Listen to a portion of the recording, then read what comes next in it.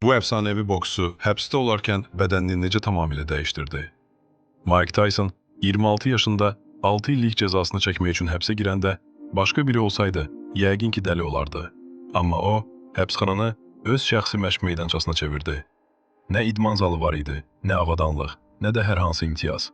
Sadəcə bir kamera və əvvəlkindən daha təhlükəli şəkildə geri qayıtmaq istəyinə avuda olmuş bir zehin. O, eyni dar məkanda gündə 4-dən 5-ə qədər saat qaçır. Demək olar ki, 15 kilometr məsafə qət edirdi. Partlayıcı gücünü artırmaq üçün ayaqları titrəməyə başlayana qədər dayanmadan tullanırdı. Bütün bədəni işlətmək üçün özünə məxsus gym variasiyaları icad etmişdi və ayaqlar üçün inanılmaz dərəcədə ağır məşqlər edirdi.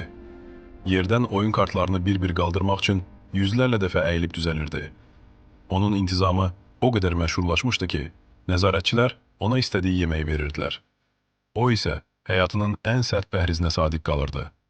Həbsə 128 kiloqram çəki ilə daxil oldu, amma 31 kiloqram arıqlamış halda, vəhşi bir bədən quruluşu ilə və döyüşə hazır vəziyyətdə oranı tərk etdi.